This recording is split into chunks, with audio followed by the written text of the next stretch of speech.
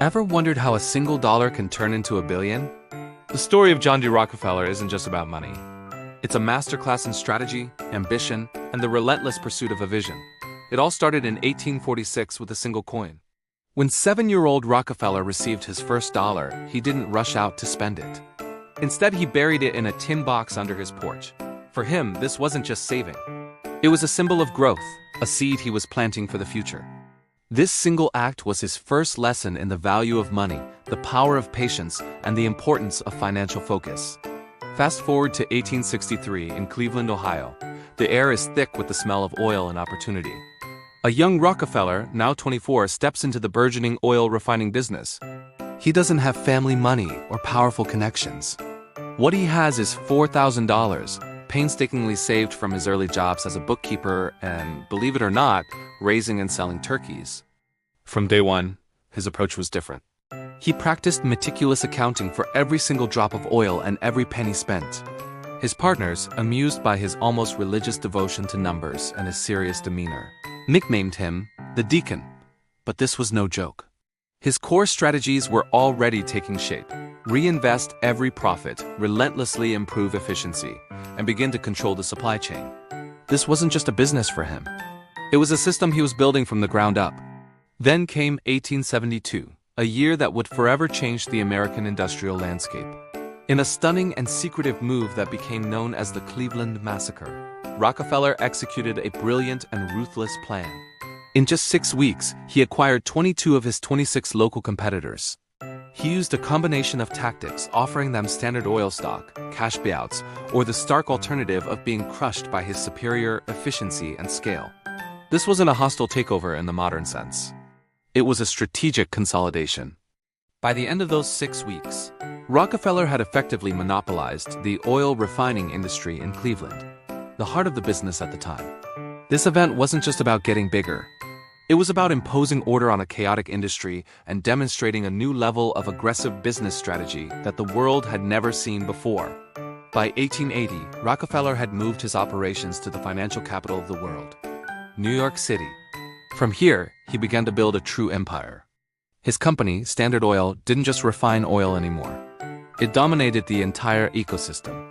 They built their own pipelines, controlled the refineries, and managed a vast distribution network. One of their most powerful tools was securing secret rebates from the railroads. Because they shipped such massive volumes, they could negotiate drastically lower transportation costs, putting their smaller competitors at an impossible disadvantage. To manage this sprawling enterprise, Rockefeller pioneered the trust system. He brought 40 different companies under the control of a single board of trustees, with himself firmly at the top.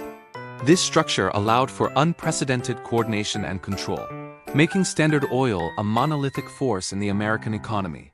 But an empire this vast and powerful inevitably attracts enemies. By the 1890s, public sentiment was turning against the massive trusts. The charge was led by a brilliant investigative journalist named Ida Tarbell, whose father's oil business had been a casualty of Rockefeller's rise. Through a series of explosive articles, she exposed Standard Oil's unethical practices to a shocked public. The political pressure was immense, leading to the passage of the landmark Sherman Antitrust Act in 1890, designed specifically to break up monopolies like his. Did this stop Rockefeller? Not at all. It just forced him to adapt. He showed incredible resilience, moving Standard Oil's headquarters to New Jersey, which had more favorable corporate laws, and rewriting the company's bylaws to navigate the new legal landscape. It was a masterclass in strategic adaptation, proving he was just as skilled in navigating political and legal challenges as he was at business. The fight, however, was far from over. The government's case against Standard Oil slowly made its way through the courts, culminating in a historic Supreme Court ruling in 1911. The verdict was clear. Standard Oil was an illegal monopoly and must be dissolved.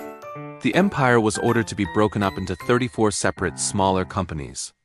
On the surface, it looked like a total defeat for Rockefeller. But here's the genius of his long-term planning. He was the largest shareholder in all of these new, independent companies. As they began to compete with each other, their collective value soared. Rockefeller, now officially retired, quietly watched from the sidelines as his personal wealth didn't just recover, it exploded. The government had won the legal battle, but Rockefeller's business foresight had won the financial war.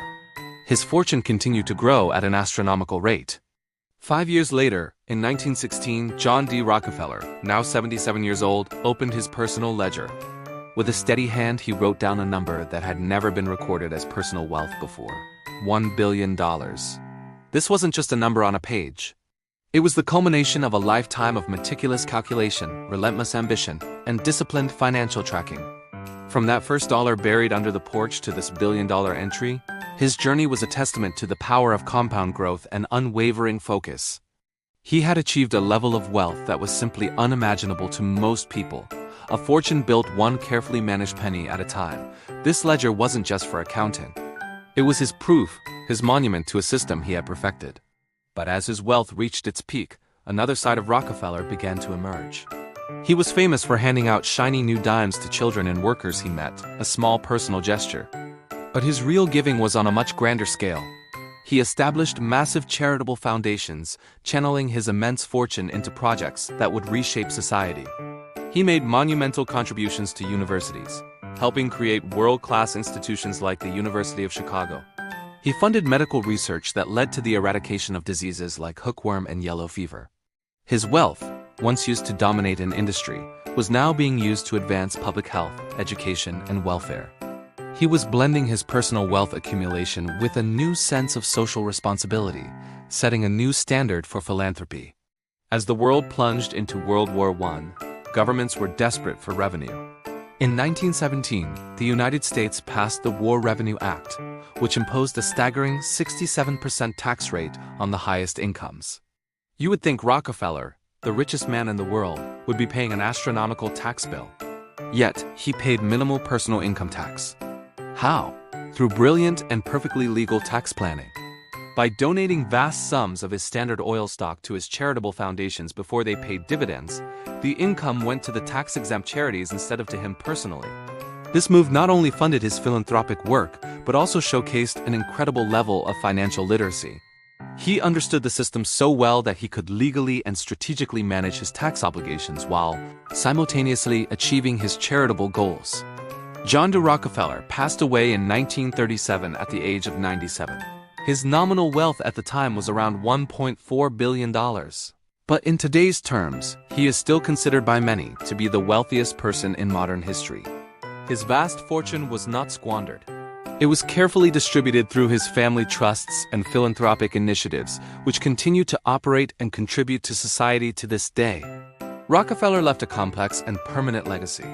He was a ruthless monopolist who built an empire, and a visionary philanthropist who gave most of it away. His life remains a powerful story of how ambition, strategy, and a deep understanding of money can change not just one person's life, but the course of industry, society, and history itself. Thanks so much for watching. If you found this story as fascinating as I did, make sure to hit that like button and subscribe for more deep dives into the lives of history's most influential figures. See you in the next video.